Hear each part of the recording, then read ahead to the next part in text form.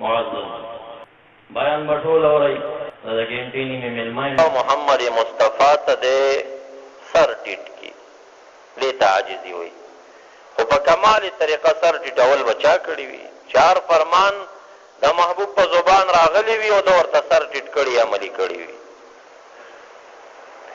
فضیل بن عیاض رحمه الله دویم تعریف د عاجزی کوي.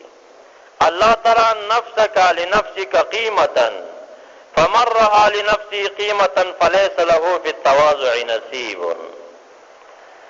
فضیل بن عیاض رحمه الله د عاجزی دویم تعبیر دا کوي الله تعالی لنفسک قیمتا چې تا ته د خپل ځان بې قیمت ښکاره شي خپل ځان سره چې ځان ته سوچ کې دا خپل ځان درته بې قیمت ښکاره شي چې زما خو هېڅ قیمت نشته دی.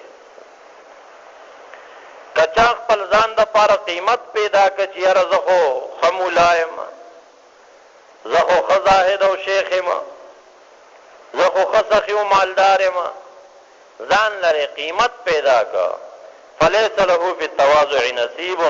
فضیل بن عیاض فرمایي د دې سړي په عاجزۍ کې لږه برخه هم نشته دی دا د متکبرینو نشر. جنید بغدادي رحمه الله هغه تعبیر څه کوي هغه وایي التواضع خفض الجناح ولین الجانب. هر چا ته د خپلې څنګلې ټیټې وړل د خپلې څنګلې ټیټې وړل دا ښکلې تعبیر یې کړی دی خو د عمل ګران دی. د ځان نه بره سړي ته هر څوک ټیټ څنګلې وړي خو د ځان نه ټیټ او امزولي ته څوک ټیټه نه وایي. او حدیث مبارک کې راځي پهلوان دې ته نه ویلې کېږي چې په میدان کې خلک راسملوي ویلوی پهلوان دا دی چې دی په خپل نفس باندې غالب وي چې څه پې کوي یا پې کولی شي دا وی غټ پهلوان.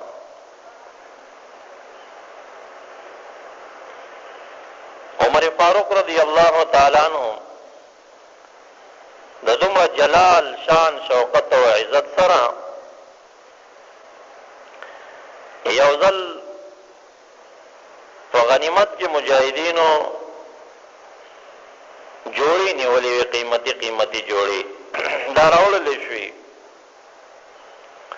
په صحابه کرامو یې تقسیم کړې.